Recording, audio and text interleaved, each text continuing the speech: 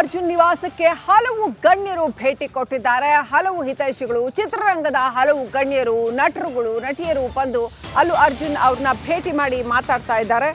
ಅಷ್ಟೇ ಅಲ್ಲ, ಅಲ್ಲು ಅರ್ಜುನ್ ನಿವಾಸಕ್ಕೆ ಕನ್ನಡದ ಉಪೇಂದ್ರ ಕೂಡ ಭೇಟಿ ಕೊಟ್ಟಿದ್ದಾರೆ. ಉಪೇಂದ್ರ ಹಾಗೂ ಲಹರಿ ವೇಲು ಭೇಟಿ ಕೊಟ್ಟಿದ್ದಾರೆ. ಉಪೇಂದ್ರ ಅವರ ಸಿನಿಮಾ ರಿಲೀಸ್ ಆಗ್ತಾ ಇದೆ, UI ರಿಲೀಸ್ ಆಗ್ತಾ ಇದೆ. ಅದು 4-5 ಭಾಷೆಗಳಲ್ಲಿ ರಿಲೀಸ್ ಆಗ್ತಾ ಇದೆ. ಅದರ ಪ್ರಚಾರಕ್ಕೆ ಅಂತ ಹೈದರಾಬಾದ್ಗೆ ತೆರಳಿದಂತಹ ಸಂದರ್ಭದಲ್ಲಿ ನಟ ಉಪೇಂದ್ರ ಹಾಗೂ ಲಹರಿ ವೇಲು ಇಬ್ರು ಕೂಡ ಅಲ್ಲು ಅರ್ಜುನ್ ಅವರ ನಿವಾಸಕ್ಕೆ ತೆರಳಿ ಭೇಟಿ ಕೊಟ್ಟಿದ್ದಾರೆ.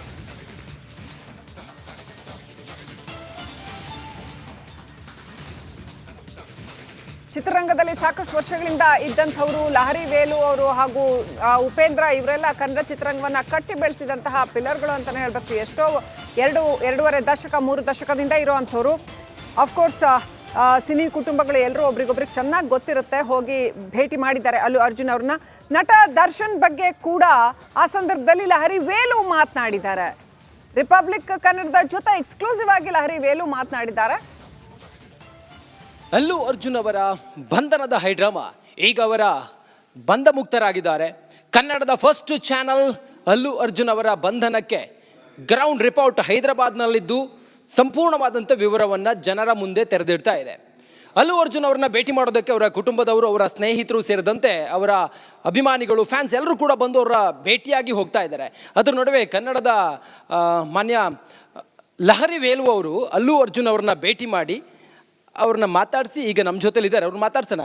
ಸರ್ ಹೇಳಿ, ಅಲ್ಲು ಅರ್ಜುನ್ ಅವ್ರನ್ನ ತಾವು ಭೇಟಿ ಮಾಡಿದ್ರಿ, ಏನಂದ್ರು ತಂಬಳಿಯಲ್ಲಿ? ಸರ್, ಅಲ್ಲು ಅರ್ಜುನ್ ಭಾಳ ಸಣ್ಣ ವಯಸ್ಸಿಂದ ನೋಡಿದ್ದೀವಿ ನಾವು. ಇಡೀ ಫ್ಯಾಮಿಲಿ ನಮ್ಮ ಕುಟುಂಬಕ್ಕೆ ಭಾಳ ಹತ್ರ. ಮನೋರಂಜನ್ಗೆ ಭಾಳ ಕ್ಲೋಸ್ ಫ್ರೆಂಡು ಅಲ್ಲು ಅರವಿಂದ್ ಸಾಹೇಬ್ರು 40 ವರ್ಷಗಳಿಂದ. ಸೊ ನಿನ್ನೆ ಈ ಇನ್ಸಿಡೆಂಟ್ ಆದಾಗ ನಮಗೂ ಒಂದು ಸ್ವಲ್ಪ ಒಂಥರ ಗಾಬರಿ ಆಯಿತು. ಏನಪ್ಪ ಇದು, ಆಮೇಲೆ ಕಲಾವಿದರಿಗೆ ಹಿಂಗೆಲ್ಲ ಆಗ್ತಾಯಿದೆಯಾ ಅಂತ ಅಂದ್ಬಿಟ್ಟು. ಕಲಾವಿದರು ಅಂದರೆ ನಮ್ಮ ಪ್ರಾಣ ಸರ್. ಅದ್ರ ಜೊತೆಗೆ ಇವ್ರು ನಮ್ಮ ಭಾಳ ಹತ್ರ ಕೂಡ. ನಮ್ಗೆ ಇನ್ಸಿಡೆಂಟ್ ಬಗ್ಗೆ ಏನೂ ಗೊತ್ತಿರಲಿಲ್ಲ. ಸರಿ, ಇವತ್ತು UI ಪ್ರಮೋಷನ್ ಇತ್ತು, ಉಪೇಂದ್ರ ಸಾಹೇಬ್ರ ಜೊತೆಲಿ ಇಲ್ಲಿ ಬಂದು.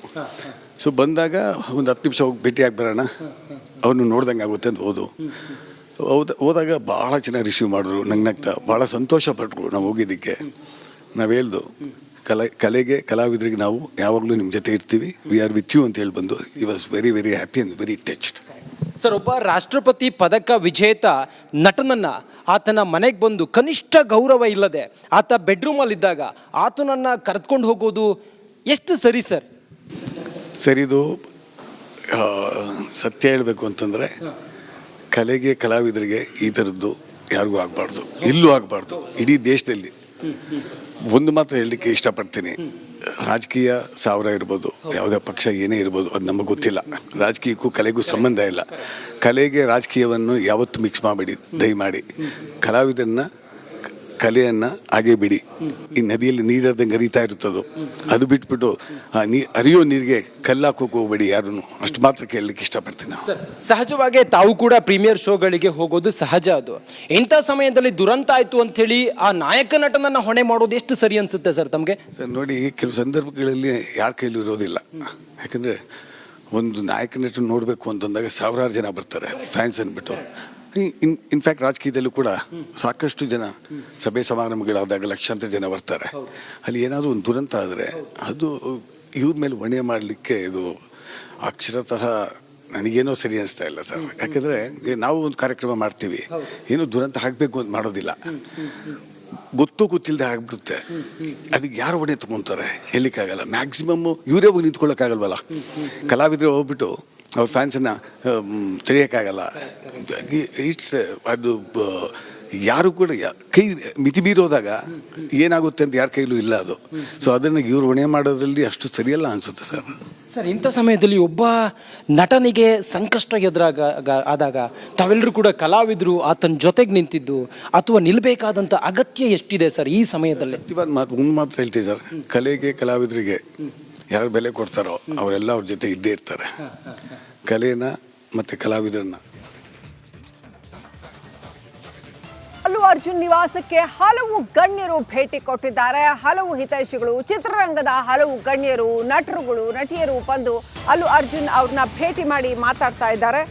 ಅಷ್ಟೇ ಅಲ್ಲ, ಅಲ್ಲು ಅರ್ಜುನ್ ನಿವಾಸಕ್ಕೆ ಕನ್ನಡದ ಉಪೇಂದ್ರ ಕೂಡ ಭೇಟಿ ಕೊಟ್ಟಿದ್ದಾರೆ. ಉಪೇಂದ್ರ ಹಾಗೂ ಲಹರಿ ವೇಲು ಭೇಟಿ ಕೊಟ್ಟಿದ್ದಾರೆ.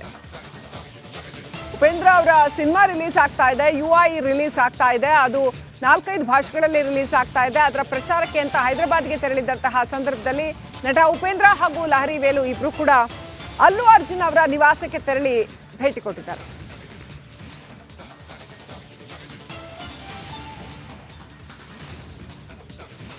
ಚಿತ್ರರಂಗದಲ್ಲಿ ಸಾಕಷ್ಟು ವರ್ಷಗಳಿಂದ ಇದ್ದಂಥವರು ಲಹರಿ ವೇಲು ಅವರು ಹಾಗೂ ಉಪೇಂದ್ರ ಇವರೆಲ್ಲ ಕನ್ನಡ ಚಿತ್ರರಂಗವನ್ನ ಕಟ್ಟಿ ಬೆಳೆಸಿದಂತಹ ಪಿಲ್ಲರ್ಗಳು ಅಂತಾನೆ ಹೇಳ್ಬೇಕು. ಎಷ್ಟೋ 2.5 ದಶಕ 3 ದಶಕದಿಂದ ಇರುವಂಥವ್ರು. ಅಫ್ಕೋರ್ಸ್ ಸಿನಿ ಕುಟುಂಬಗಳು ಎಲ್ಲರೂ ಒಬ್ರಿಗೊಬ್ರಿಗೆ ಚೆನ್ನಾಗಿ ಗೊತ್ತಿರುತ್ತೆ. ಹೋಗಿ ಭೇಟಿ ಮಾಡಿದ್ದಾರೆ ಅಲ್ಲು ಅರ್ಜುನ್ ಅವ್ರನ್ನ. ನಟ ದರ್ಶನ್ ಬಗ್ಗೆ ಕೂಡ ಆ ಸಂದರ್ಭದಲ್ಲಿ ಲಹರಿ ವೇಲು ಮಾತನಾಡಿದ್ದಾರೆ. ರಿಪಬ್ಲಿಕ್ ಕನ್ನಡದ ಜೊತೆ ಎಕ್ಸ್ಕ್ಲೂಸಿವ್ ಆಗಿ ಲಹರಿ ವೇಲು ಮಾತನಾಡಿದ್ದಾರೆ. ಅಲ್ಲು ಅರ್ಜುನ್ ಅವರ ಬಂಧನದ ಹೈಡ್ರಾಮಾ ಈಗ ಅವರ ಬಂಧ ಮುಕ್ತರಾಗಿದ್ದಾರೆ. ಕನ್ನಡದ ಫಸ್ಟ್ ಚಾನಲ್ ಅಲ್ಲು ಅರ್ಜುನ್ ಅವರ ಬಂಧನಕ್ಕೆ ಗ್ರೌಂಡ್ ರಿಪೋರ್ಟ್ ಹೈದರಾಬಾದ್ನಲ್ಲಿದ್ದು ಸಂಪೂರ್ಣವಾದಂಥ ವಿವರವನ್ನು ಜನರ ಮುಂದೆ ತೆರೆದಿಡ್ತಾ ಇದೆ. ಅಲ್ಲು ಅರ್ಜುನ್ ಅವ್ರನ್ನ ಭೇಟಿ ಮಾಡೋದಕ್ಕೆ ಅವರ ಕುಟುಂಬದವರು, ಅವರ ಸ್ನೇಹಿತರು ಸೇರಿದಂತೆ ಅವರ ಅಭಿಮಾನಿಗಳು, ಫ್ಯಾನ್ಸ್ ಎಲ್ಲರೂ ಕೂಡ ಬಂದು ಅವರ ಭೇಟಿಯಾಗಿ ಹೋಗ್ತಾ ಇದ್ದಾರೆ. ಅದರ ನಡುವೆ ಕನ್ನಡದ ಮಾನ್ಯ ಲಹರಿ ವೇಲು ಅವರು ಅಲ್ಲು ಅರ್ಜುನ್ ಅವ್ರನ್ನ ಭೇಟಿ ಮಾಡಿ ಅವ್ರನ್ನ ಮಾತಾಡಿಸಿ ಈಗ ನಮ್ಮ ಜೊತೆಲಿದ್ದಾರೆ. ಅವ್ರನ್ನ ಮಾತಾಡ್ಸೋಣ. ಸರ್ ಹೇಳಿ, ಅಲ್ಲು ಅರ್ಜುನ್ ಅವ್ರನ್ನ ತಾವು ಭೇಟಿ ಮಾಡಿದ್ರಿ, ಏನಂದ್ರು ತಂಬಳಿಯಲ್ಲಿ? ಸರ್, ಅಲ್ಲು ಅರ್ಜುನ್ ಭಾಳ ಸಣ್ಣ ವಯಸ್ಸಿಂದ ನೋಡಿದ್ದೀವಿ ನಾವು. ಇಡೀ ಫ್ಯಾಮಿಲಿ ನಮ್ಮ ಕುಟುಂಬಕ್ಕೆ ಭಾಳ ಹತ್ರ. ಮನೋರಣ್ಣನಿಗೆ ಭಾಳ ಕ್ಲೋಸ್ ಫ್ರೆಂಡು ಅಲ್ಲು ಅರವಿಂದ್ ಸಾಹೇಬ್ರು 40 ವರ್ಷಗಳಿಂದ. ಸೊ ನಿನ್ನೆ ಈ ಇನ್ಸಿಡೆಂಟ್ ಆದಾಗ ನಮಗೂ ಒಂದು ಸ್ವಲ್ಪ ಒಂಥರ ಗಾಬರಿ ಆಯಿತು. ಏನಪ್ಪ ಇದು, ಆಮೇಲೆ ಕಲಾವಿದರಿಗೆ ಹಿಂಗೆಲ್ಲ ಆಗ್ತಾಯಿದೆ ಅಂತ ಅಂದ್ಬಿಟ್ಟು. ಕಲಾವಿದರು ಅಂದರೆ ನಮ್ಮ ಪ್ರಾಣ ಸರ್. ಅದ್ರ ಜೊತೆಗೆ ಇವ್ರು ನಮ್ಮ ಭಾಳ ಹತ್ರ ಕೂಡ. ನಮ್ಗೆ ಇನ್ಸಿಡೆಂಟ್ ಬಗ್ಗೆ ಏನೂ ಗೊತ್ತಿರಲಿಲ್ಲ. ಸರಿ, ಇವತ್ತು UI ಪ್ರಮೋಷನ್ ಇತ್ತು, ಉಪೇಂದ್ರ ಸಾಹೇಬ್ರ ಜೊತೆಲಿ ಇಲ್ಲಿ ಬಂದು. ಸೊ ಬಂದಾಗ ಒಂದು 10 ನಿಮಿಷ ಹೋಗಿ ಭೇಟಿಯಾಗಿ ಬರೋಣ, ಅವ್ರನ್ನ ನೋಡ್ದಂಗೆ ಆಗುತ್ತೆ ಅಂತ ಹೋದಾಗ ಭಾಳ ಚೆನ್ನಾಗಿ ರಿಸೀವ್ ಮಾಡಿದ್ರು. ನಗ್ನಗ್ತಾ ಭಾಳ ಸಂತೋಷ ಪಟ್ಟರು ನಾವು ಹೋಗಿದ್ದಕ್ಕೆ. ನಾವು ಹೇಳ್ದು ಕಲೆಗೆ ಕಲಾವಿದರಿಗೆ ನಾವು ಯಾವಾಗಲೂ ನಿಮ್ಮ ಜೊತೆ ಇರ್ತೀವಿ, ವಿ ಆರ್ ವಿತ್ ಯು ಅಂತ ಹೇಳಿ ಬಂದು. ಈ was very happy and very touched.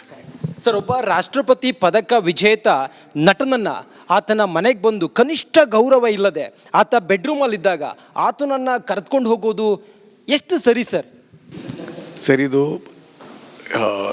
ಸತ್ಯ ಹೇಳಬೇಕು ಅಂತಂದರೆ ಕಲೆಗೆ ಕಲಾವಿದರಿಗೆ ಈ ಥರದ್ದು ಯಾರಿಗೂ ಆಗಬಾರ್ದು, ಇಲ್ಲೂ ಆಗಬಾರ್ದು, ಇಡೀ ದೇಶದಲ್ಲಿ.